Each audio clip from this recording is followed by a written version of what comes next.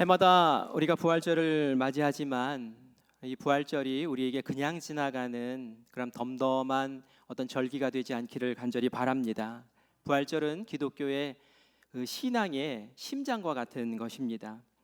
심장이 뛸 때 몸이 살아나는 것처럼 부활의 신앙이 약동하고 박동할 때 우리의 신앙도 우리의 교회도 하나님께서 귀히 쓰시는 그러한 생명의 교회 되게 하실 줄 믿습니다. 예수님의 부활이 없으면 예배도 없는 것이고 믿음도 없는 것이고 무엇보다 우리의 소망도 사라집니다. 기독교 신앙 자체가 무너져 버립니다. 그러나 예수님이 2000년 전에 부활하신 줄 믿습니다. 그리고 2000년 전에 예수님의 부활하셨던 그 사건이 우리에게 신앙이 되고 능력이 되는 줄 믿습니다. 제가 오늘 우리 성도님들에게 단도직입적으로 그냥 질문을 하나 드리면서 말씀을 시작하려고 합니다. 여러분은 부활을 믿습니까? 여러분은 예수님의 부활을 믿습니까? 여러분은 여러분의 부활에 대해서는 믿습니까? 아멘. 설교를 할 필요가 없을 것 같으네요. 그런데 오늘 이 시간 이 자리에 아멘으로 화답하지 못하는 분들도 계실 거예요. 모든 사람이 부활을 쉽게 받아들이지 못하기 때문에 그렇습니다. 예수님 당시에 하나님을 같이 믿었던 사두개인이라는 그러한 그룹이 있었어요. 이들은 종교 지도자들이었습니다. 그런데 이들은 부활을 믿지 않았어요. 부활을 오히려 조롱했습니다. 그들은 부활을 믿지 않았기에 부활 믿는 사람들의 그 마음과 그들의 위신을 망신 주기 위해서 교묘하게 이야기를 꾸려서 예수님 앞에 다가왔습니다. 그리고 극단적인 질문을 합니다. 이런 질문이었어요. 어느 가문에 여인이 한 명 있는데 이 여인이 어떤 남자랑 결혼을 했습니다. 그런데 그 남자와 여인 사이에 아기가 없어서 대를 잇지 못하는 상황이었는데 남편이 죽었어요. 그러자 그 동생이 이 형수의 남편이 되어서 또 가정을 이끌어 나갑니다. 그런데 또 죽었어요. 아기를 갖지 못하고 계속 이렇게 죽어 나갔다는 거예요. 이건 꾸민 얘기예요.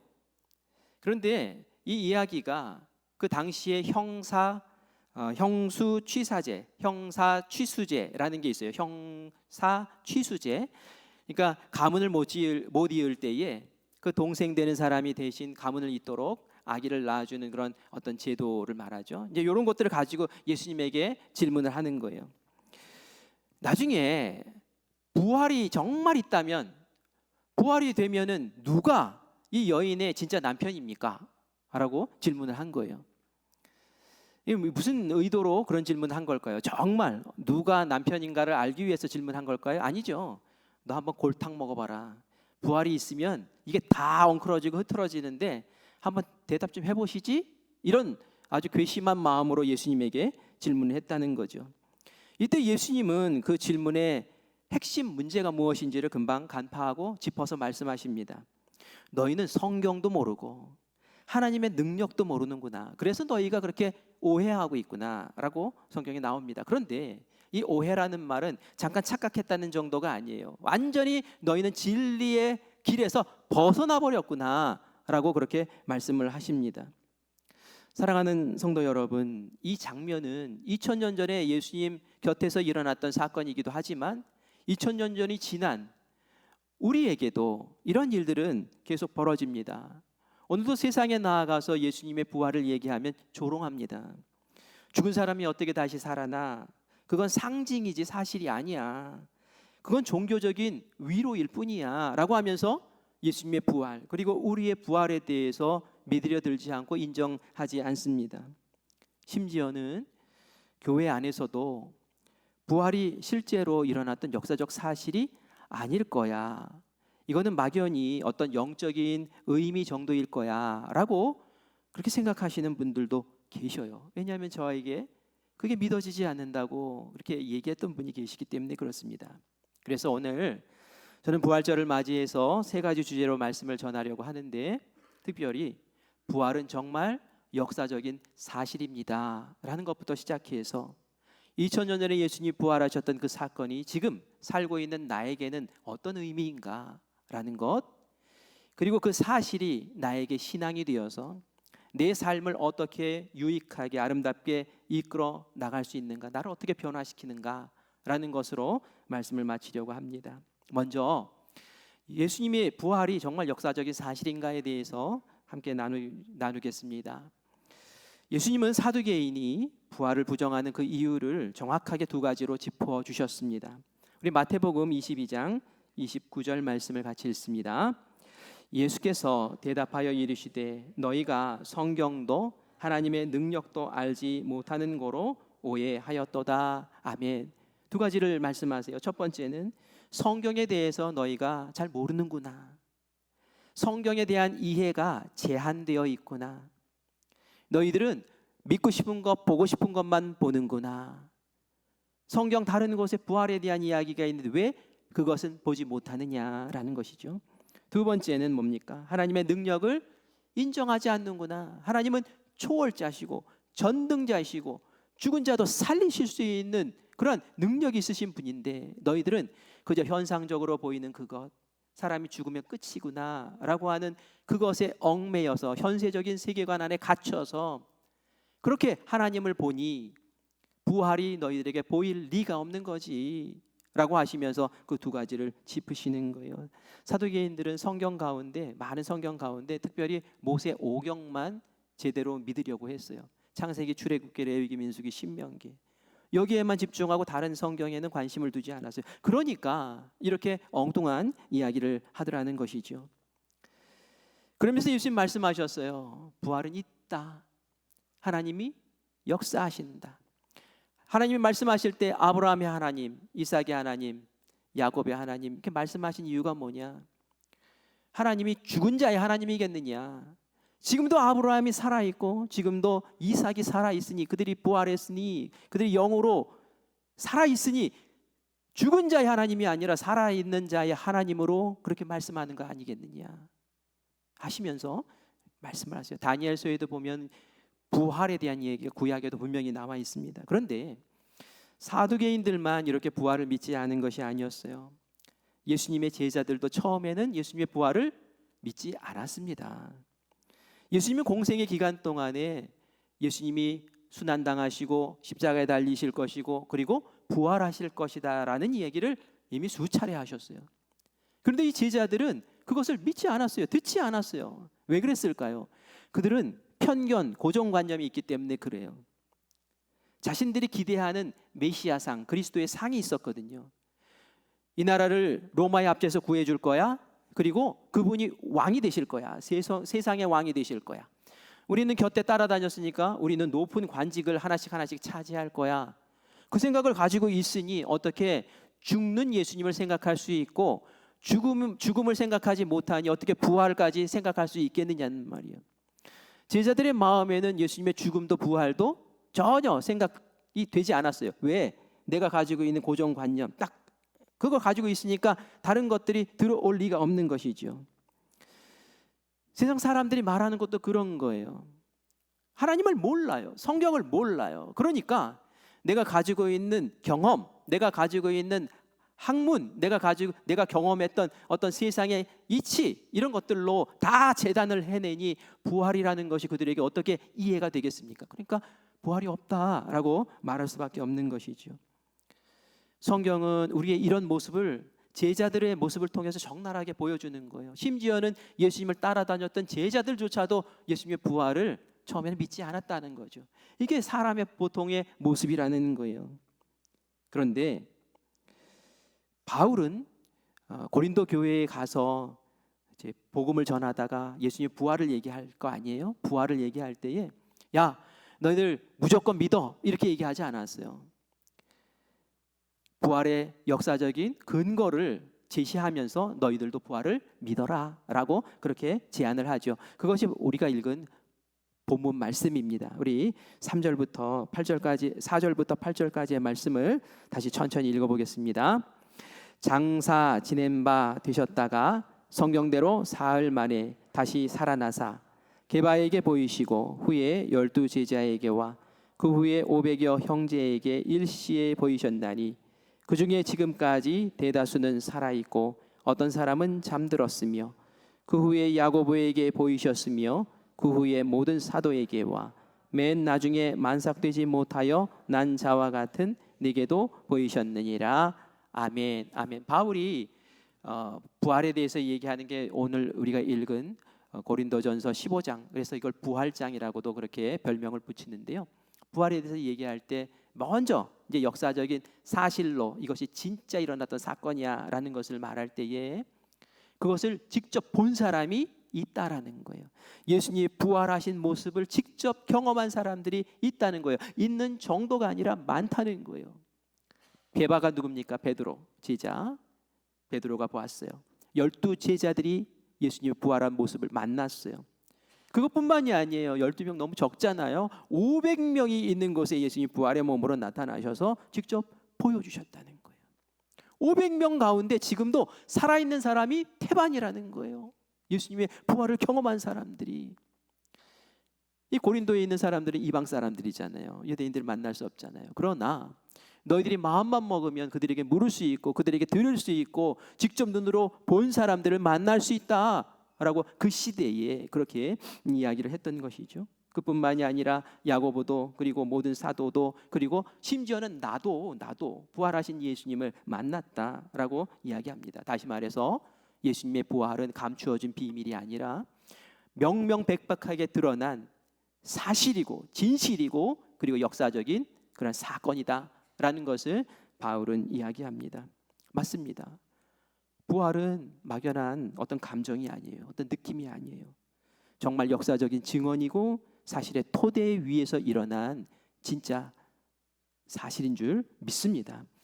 어떤 사람은 나는 못 봐서 못 믿어 이런 얘기를 하시는 분이 계세요. 보여줘봐. 천국도 보여줘봐. 예수님도 보여줘봐. 그럼 저도 그 사람에게 이렇게 물을 수 있어요. 세종대왕이 있습니까? 세종대왕 있었죠. 보여줘봐. 이순신 장군이 있었습니까? 있었죠. 보여줘봐. 당신의 고조 할아버지가 있었습니까? 있었어요. 보여줘봐. 어떻게 보여줍니까? 우리가 이순신 장군, 세종대왕 어떻게 합니까? 우리가 한글을 쓰고 있으니까 아는 거예요. 아, 이거를 만드신 분이 세종대왕이라는데 우리가 지금 쓰고 있잖아요. 역사의 기록 속에 남아있지 않습니까? 그래서 아는 것이지 우리가 보아서 아는 게 아니지 않습니까? 그런데 왜 예수님의 부활의 모습은 믿지 않으려고 할까요? 예수님의 부활에 대한 사건, 그 기록이 성경에 남아있고 사도들이 증언하고 지금 바울도 고린도 교회의 사람들에게 지금 너희들이 마음만 먹으면 부활을 경험한 사람들을 볼 수 있어. 예수님 만난 사람을 볼 수 있다니까 라고 그렇게 이야기할 정도로 생생한 역사적인 사건이 바로 예수님의 부활인 줄 믿습니다. 우리가 예수님의 부활을 정말 역사적인 사건으로 딱 받아들이고 그리고 우리가 그 기록에만 머물러 있는 것이 아니라 이제 한 걸음 더 나아가서 예수님의 그 부활의 사건이 나에게는 신앙입니다 라고 그렇게 고백하는 우리 모두가 되기를 간절히 축원합니다. 어떤 성도가 저에게 이렇게 말했어요. 목사님, 저도 잘 믿고 싶어요. 십자가의 구원 그것도 믿고 싶고 부활도 믿고 싶고 천국에 있는 것도 믿고 싶은데 그래야 될 것 같은데 제 아내가 정말 믿으라고 하는데 잘 안 믿어줘요. 이거 어떻게 하면 좋습니까? 이렇게 이야기하는 사람이 있어요. 저는 이런 고백을 하는 사람을 탓하고 싶지 않습니다. 왜냐하면은 이 사람은 정말 진짜 믿음을 갖고 싶은 거예요. 그냥 믿어지지도 않는데 그냥 맹신이라고 하죠. 그냥 믿는 척하는 거, 그건 나 싫다는 거예요. 그래서 주님 정말입니까? 이걸 어떻게 믿어야 합니까? 제가 이러면서 믿음의 씨름을 지금 막 하고 있는 거죠. 이건 불신앙의 끝자락에 서 있는 것이 아니라 믿음의 시작점에 서서 어떻게 하면 믿어볼까 하고 그렇게 애쓰는 모습이에요. 저는 그런 분들이 오늘 이 자리에도 분명히 있을 거라고 생각을 해요. 그래서 부활의 사건을 믿는 분들이 태반이지만 거의 다 믿지만 그 몇몇 분의 믿지 못하는 분들을 위해서 잠깐 말씀을 드리려고 합니다. 놀라운 것은 사람이 증거가 있다고 다 믿지를 않아요. 증거를 들이대도 안 믿으려고 작정하면 안 믿어요. 믿음에는 두 가지 측면이 있습니다. 한 가지는 내가 믿는 거예요. 내가 주체가 돼서 믿는 것. 그리고 또 한 가지는 믿어지는 거예요. 믿어지는 것. 믿어지는 것은 이런 거예요. 하나님이 내 마음을 열어주셔서 이전에는 안 믿어졌던 게 그냥 믿어져요. 자연스럽게. 그 진리라는 것이 그냥 믿어져요. 이걸 은혜라고 얘기를 합니다. 하나님 은혜로 주시는 거예요. 그럼 믿는 거는 또 뭘까요? 하나님께서 믿어지게 열어주신 그것에 이제 내가 믿겠습니다 하고 순종하면서 그것을 받아들이고 내가 진리 위에 딱 내 마음을 두는 것을 얘기합니다. 하나님께서 믿어지게 하시고 내가 그것을 품고 믿겠습니다 하는 그 순간에 진짜 신앙의 역사가 일어나는 것인 줄 믿습니다. 저도 고등학교, 중학교, 고등학교 때 모태 신앙인이니까 어렸을 때 신앙생활 했을 거 아니에요. 주일학교 다니면서 예수님 구주, 예수님은 우리의 참 소망하면서 찬양하고 기도하고 그랬는데 이 중학교 들어가서 과학 시간 과학 배우고 또 여러 가지 어린이 그 잡지 이런 게 있었거든요. 어깨 동무 새소년 이런 있었어요. 그런 것들 보면 UFO 얘기가 나오고 초능력 얘기가 나오고 그 당시에 유명했던 초능력자가 유리 겔라라는 사람이 있어요. 고개를 끄덕끄덕 하시는 분은 저랑 같은 동시대 사람인가 봐요. 막 이렇게 숟가락을 막 하면 휘어져요. 그러니까 막 혹 빠지는 거예요. 하나님이 아니라 우주인이 피라미드 만들고 우주인이 한 거 아닌가? 이러면서 말이죠. 가는 거예요. 보이지 않는 천국, 보이지 않는 영혼, 부활 이런 게 다 허망해 보이더라고요. 오히려 위화긴 비행물체 이런 게 더 제 마음을 빼앗고 그래서 한동안 헤맸습니다. 안 믿어지는 걸 어떻게 해요? 이제는 안 믿어지는 걸 어떻게 해요? 그런데 중학교 3학년 때 수련회 가서 그때 예수님의 사랑, 예수님의 십자가, 예수님의 은혜를 쭉 이야기하시면서 성극으로 이렇게 보여주시는데 제 마음에 그냥 거기서 화장화장 녹아지더라고요. 주님이 날 사랑하셨습니다. 맞습니다. 주님이 저 때문에 오셨습니다. 맞습니다. 주님이 저를 지금 만져주십니다 하면서 눈물을 펑 쏟으면서 주님 사랑합니다 라고 고백하는 그 순간 믿어지지 않았던 그 모든 것들이 그냥 다 믿어지더라고요. 믿어지는 거예요. 그래서 이거는 내가 믿으려고 몸부림치면서 짜내면서 믿습니다 이게 아니라 하나님이 믿어지게 하시는 은혜가 있을 때에 하나님 믿습니다. 하나님 저도 그 은혜 가운데 진리 가운데 함께합니다 라고 고백하는 은혜가 우리에게 주어질 줄 믿습니다. 그것 때문에 우리가 믿음 생활하는 거예요. 베드로가 주는 그리스도시요 살아계신 하나님의 아들입니다 라고 얘기할 때 예수님 깜짝 놀라면서 어떻게 이렇게 잘 아느냐 칭찬하시면서 높여주세요. 그러면서도 예수님이 하셨던 말씀이 있어요. 그게 뭐냐면은 바요나 시모나 네가 복이 있도다. 이를 내게 알게 한 이는 혈육이 아니요. 그걸 알게 한 이는 혈육이 아니요. 이게 무슨 말이에요? 네가 똑똑해가지고 네가 잘 생각해가지고 그게 안 게 아니야. 그러면 누가 알게 하셨나요?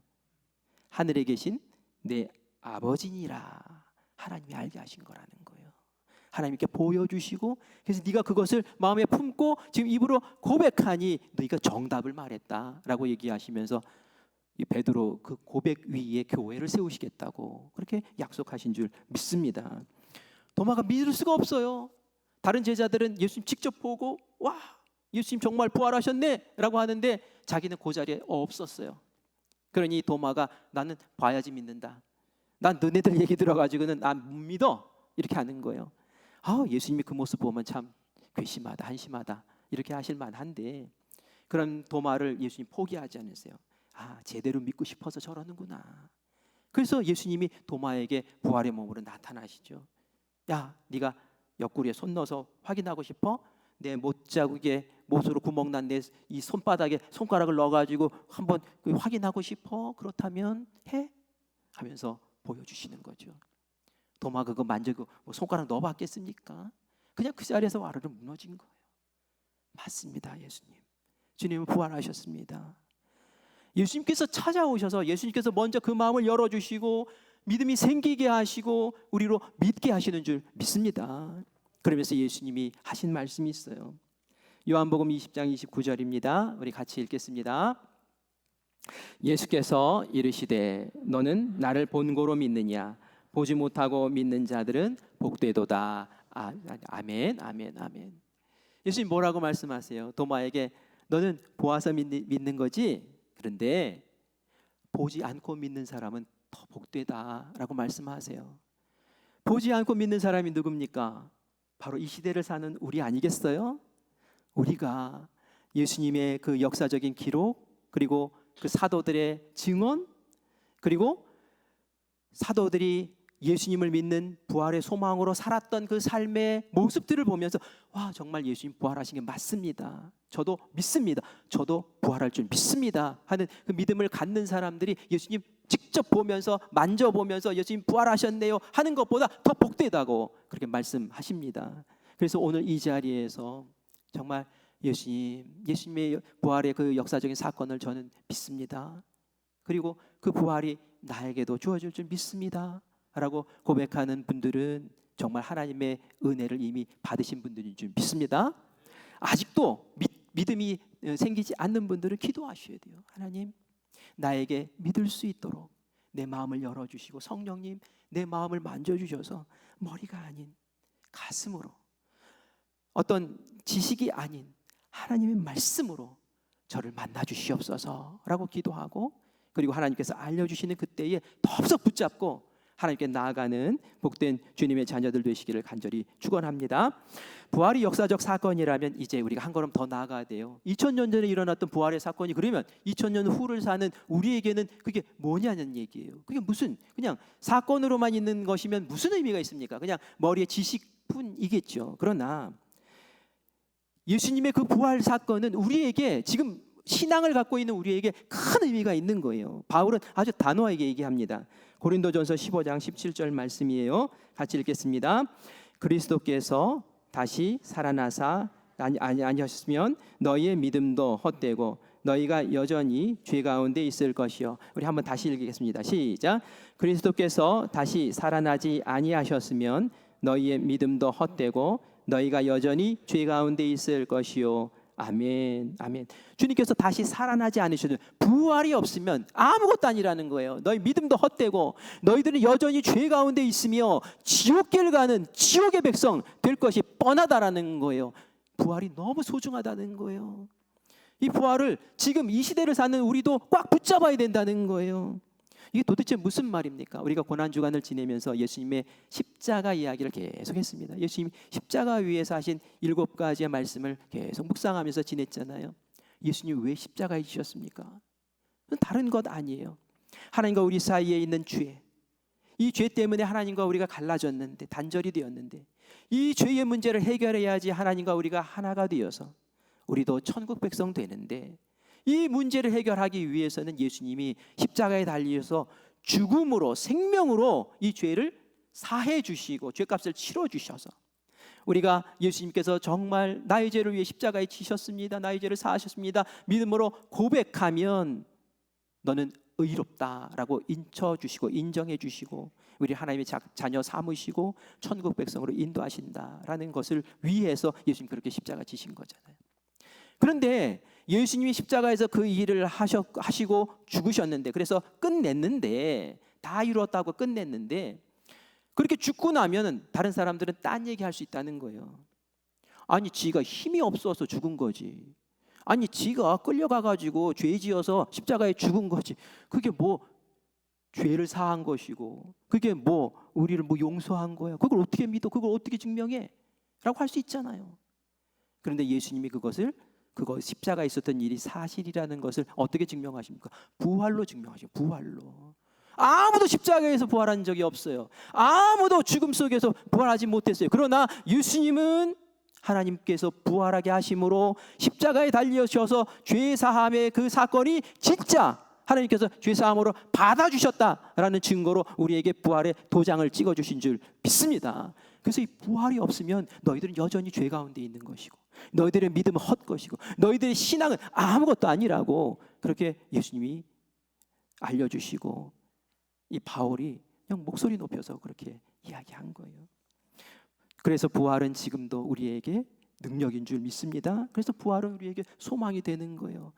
예수님께서 저렇게 하셨기 때문에 내가 이제 예수님처럼 될 수 있겠구나라는 것을 알게 되는 거죠. 부활은 세 가지 우리에게 중요한 확신을 줍니다. 첫 번째는 뭐냐면 죄사함 받았다는 거, 그죠?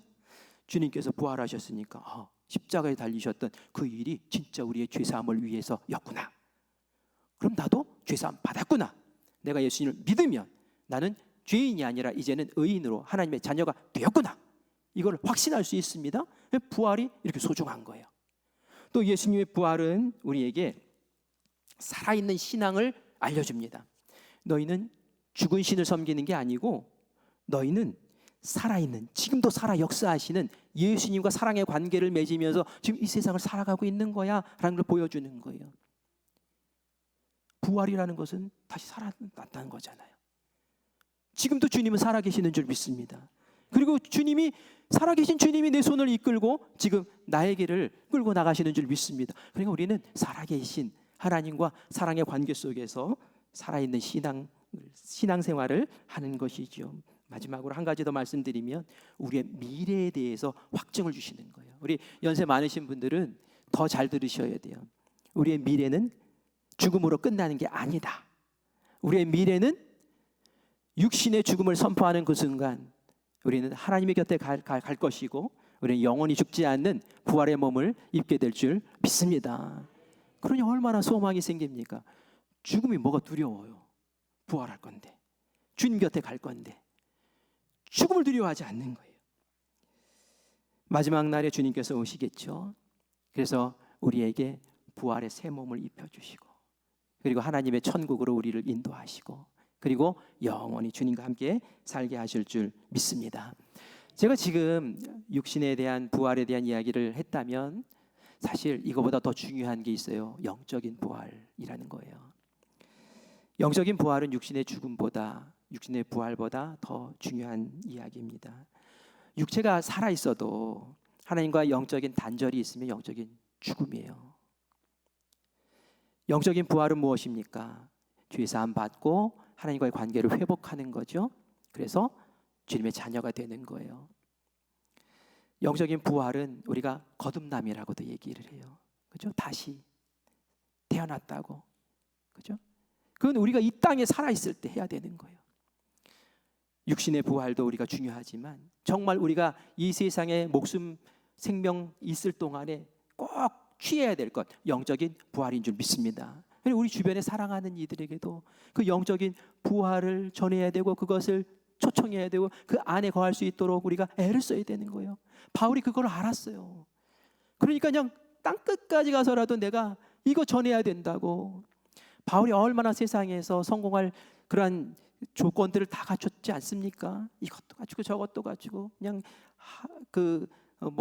공부도 많이 해가지고 그냥 마음만 먹으면 랍비로 성공할 수 있는 사람이고 말이죠. 그런데 그는 그런 건 다 내려놨어요. 왜? 영적인 부활, 이거 빨리 하나님의 나라가 이르기 전에, 육신의 죽음을 맞기 전에 이 세상 가운데서 부활해야 되니까, 영이 부활해야 되니까 그거 전하려고 그냥 인생을 다 걸고 목숨을 바쳤던 것을 기억하면서 우리가 영적인 부활이 나에게 있으므로 하나님 감사합니다 라고 고백하며 나가서는 우리 모두가 되기를 간절히 축원합니다. 그리고 이제 마지막으로 이런 사건, 그리고 예수님의 그 부활이 나의 신앙에 이렇게 중요한 것이라면 이제는 그 신앙이, 부활의 사건이 나의 신앙이 되어서 그 부활의 신앙이 나를 변화시켜야 돼요. 내 삶을 변화시켜야 돼요. 부활의 신앙이 있다고 하면서도 내 삶이 변화되지 않고 내 삶이 그대로라면 이건 부활의 신앙이 아니에요. 부활의 지식을 갖고 있는 것이죠. 부활의 신앙을 가지고 있으면 이 신앙이 나를 움직입니다. 그것은 예수님의 제자들을 통해서 우리가 볼 수 있어요. 예수님의 제자들이 예수님이 부활하기 전에는 예수님 따라다니면서 여전히 세상에만 눈을 뒀습니다. 예수님 쫓아다닌 이유가 뭡니까? 그것은 예수님 쫓아다니다가 이 세상에서 출세 한번 해보자 라는 것이었어요. 자기의 영광, 자기의 성공 위해서 쫓아다녔어요. 땅만 바라보며 살았습니다. 그러나 예수님 부활하시는 어떻게 변합니까? 이 제자들이 완전히 변했어요. 그렇게 두려워하고 떨고 죽음을 두려워했던 이 제자들이 밖에 나가가지고 그냥 예수님을 자랑해요. 너희들이 예수님 죽였지, 그 죽인 예수님이 부활하셨다 하면서 그냥 당당하게 얘기합니다. 왜 이렇게 변했어요?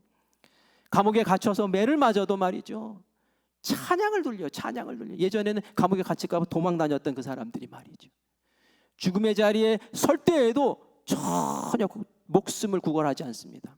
왜요? 나는 부활의 소망이 있으니까. 너희들이 나를 죽여도 나의 생명, 나의 영혼은 죽이지 못해. 나는 하나님 곁에 가는 것이야. 너희들이 나를 어쩌지 못해. 부활의 소망이라는 게 이렇게 강력한 거예요. 그들의 삶이 이렇게 변한 거예요. 어떻게 이 제자들이 이렇게 달라졌을까요? 그것은 말이죠, 오순절날 기도하는 그 가운데 성령이 임하셨기 때문에. 성령이 임하기 전까지는 잘 몰랐어요. 예수님 봐도 몰랐어요. 그런데 성령이 임했을 때 성령님이 그 마음을 열어주세요. 기도하는데 성령이 임하시고, 그러면서 부활의 진리를 깨닫게 하세요. 정말 주님께서 날 위해 죽으셨고 날 위해 사셨고 나도 예수님처럼 부활할 것이고, 마음이 막 뜨거워서 견딜 수가 없는 거예요. 방언이 터져요. 그냥 하나님이 보여주시는 그 진리 속에 이제 내가 믿음으로 그냥 뛰어든 거예요. 그러니까 이 사람들이 밖에 나가가지고 그 부활의 신앙 자랑하고, 부활 자랑하고, 예수님 자랑하고 그랬던 거 아닙니까? 예수님의 제자들이 그 이후에 세상에서 출세하려고 했던 거 보입니까? 안 보여요. 누가 높으냐 하면서 자랑한 거 보입니까? 그러지 않았어요. 세상의 지위가 높아지고 인정받고 뭐 쌓고 이러는 것에 전혀 관심이 없었어요. 왜냐하면 그들은 하늘을 보는 사람이었거든요. 부활 소망으로 하나님 주신 사명 붙잡고 사는 사람들이었거든요. 그게 바로 부활의 신앙으로 살아가는 사람의 진정한 모습이라는 거예요. 우리가 이 말씀을 들으면서 나의 모습을 생각해야 돼요. 나는 정말 부활의 역사를 아는데, 역사적 사건 사실이라는 걸 아는데 그 부활이 나에게 정말 신앙인가라는 거예요. 내가 여전히 세상 기준을 붙잡고 인정받는 자리만 찾아다니고 편안한 자리만 찾아다니고 높임받는 자리만 찾아다니고 있다면 아직 부활이 나의 신앙이 아닌 거죠. 그냥 부활은 내 지식인 거예요. 그런데 하나님은 우리가 부활의 신앙 속에 살기를 원하시죠. 부활의 신앙이 있으면 우리가 달라집니다. 하늘을 보게 되고요, 하나님 나에게 주신 사명이 그렇게 소중하게 느껴져요. 내가 이 세상에 살면서 짧게 보내는 이 세상의 삶을 땅만 보며 살 수는 없지. 하나님 주신 사명 보고 하나님이 나에게 맡기신 그 은혜의 일들을 내가 감당하며 살아야지. 사람의 마음이 바뀌니까 그 입술도 바뀌고 삶의 행동들, 태도들도 바뀝니다. 부활의 신앙을 가지면 삶의 어려움들에 대해서도 이제 도전하며 나아가요. 이전에는 짓눌리고 이전에는 뭐 억압 속에서 어쩔 줄 몰라 하던 그 인생이 이제는 주님께서 힘 주십니다. 주님 이기게 하십니다. 죽인다고요? 주님께서는 죽음의 무덤을 깨고 일어나셨는데 우리에게도 그런 부활의 역사가 있을 줄 믿습니다. 우리의 마음에 있는 염려와 근심, 불안과 초조, 이런 것들도 살아계신 주님이 부활하셔서 나와 함께 지금 동행하시는데 그것이 나를 어떻게 짓누르느냐 외치며 선포하며 힘있게 나아가설 줄 믿습니다. 여러분, 경제적으로 어렵습니까? 병원에서 두려운 진단할까 봐 두렵습니까? 가까운 사람과의 관계가 무너져서 어렵습니까? 고립감이 있습니까? 부활의 신앙은 우리에게 이렇게 말합니다. 여러분 같이 따라해 볼까요? 너는 죽음으로도 지워지지 않는 존재다. 하나님이 살리시는 생명이다. 아멘. 죽음도 우리를 어쩔 수 없습니다. 하나님이 우리를 살리신 줄 믿습니다. 그 부활의 신앙으로 이 부활절에 주여 제가 주님 앞에 부활의 신앙으로 나갑니다 라고 선포하며 승리하는 우리 모두가 되시기를 간절히 축원합니다. 제가 기도하겠습니다.